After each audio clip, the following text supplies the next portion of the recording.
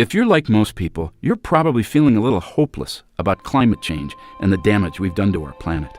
Well, now there's a new way to look at climate change and how to deal with it that might just turn that hopelessness into hope. Climate change, as we know, is all about too much carbon in our atmosphere. But carbon is not our enemy. It's the building block of life. Everything alive is made of it, even us. The problem and the solution are simply a matter of balance.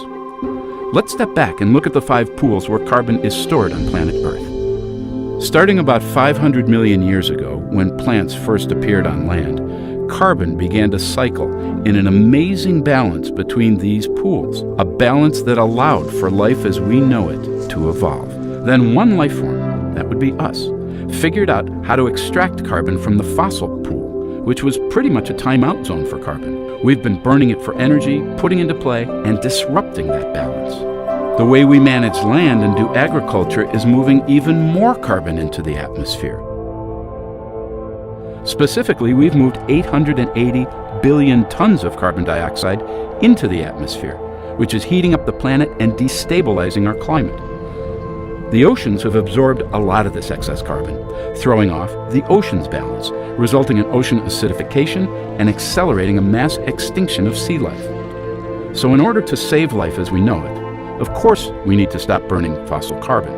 The big question is, where do we put this excess carbon to get the cycle back in balance?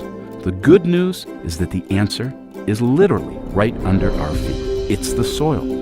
Plants, using sunlight and water, naturally perform photosynthesis. They pull carbon in from the air and turn it into carbohydrates, sugars. Then they pump some of these sugars down through the roots to feed microorganisms who use that carbon to build healthy soil. Voila, carbon moved. The plants pump it in and the soil stores it. Nature's living technology is amazing. Unlike more carbon in the atmosphere, more carbon in the ground is good for us.